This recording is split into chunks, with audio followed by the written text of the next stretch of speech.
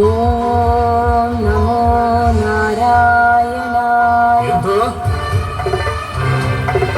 ത്രൈലോക്യനാഥനായ ഹിരണ്യാസുരന്റെ കൊട്ടാരത്തിൽ നാരായണ മന്ത്രമോ? ധിക്കാരം!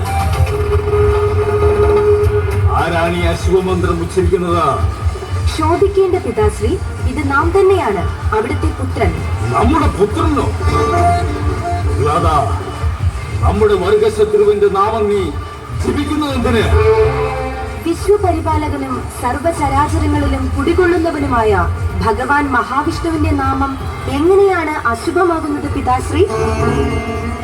പുത്ര, ആ മഹാവിഷ്ണുവും സകല പരിചരണങ്ങളും നമ്മുടെ ശക്തിക്ക് മുന്നിൽ പരാജയം സംബന്ധിച്ച് ഭയഭക്തി ബഹുമാനത്തോടെ അടിമകളെ പോലെ കഴിയുന്നവരാണ്. ആ ഭീരുക്കളുടെ തലവനെയാണോ നീ ഭജിക്കുന്നത്? ഇന്നു മുതൽ സമസ്ത ജീവജാലങ്ങളും ഓം ഹിരണ്യായ നമഃ എന്ന നാമം മാത്രമേ ഭജിക്കുവാൻ പാടുള്ളൂ. പിതാശ്രീ, ഈ അസുരവംശം തന്നെ ദേവസൃഷ്ടിയല്ലേ, പിന്നെ എങ്ങനെയാണ് അവിടുന്ന് ത്രിലോകനാഥനാകുന്നത്? നീ നമ്മുടെ പുത്രനാണ്, നീയും നമ്മുടെ ആജ്ഞ അനുസരിക്കേണ്ടവനാണ്. അല്ലാത്ത പക്ഷം പുത്രനാണെന്ന പരിഗണന പോലും ഉണ്ടായിരിക്കില്ല. പിതാശ്രീ, അവിടുത്തെ വാക്കുകൾ തന്നെ ഈശ്വരനിന്ദ ഉളവാക്കുന്നതാണ്. ഭഗവാൻ നാരായണന്റെ നാമമല്ലാതെ മറ്റൊരു നാമവും ഞാൻ ഭജിക്കില്ല.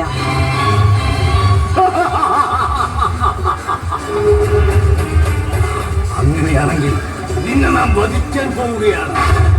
എവിടെ നിന്റെ ദൈവം? നിന്റെ ദൈവം നിന്നെ രക്ഷിക്കുന്നത് നാം ഒന്ന് കാണട്ടെ.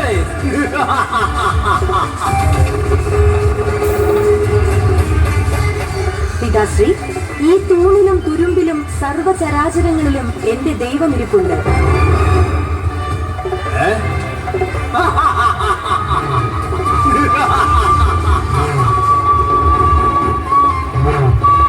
ഈ തൂണിലും നിന്റെ ദൈവം ഇരിപ്പുണ്ടോ?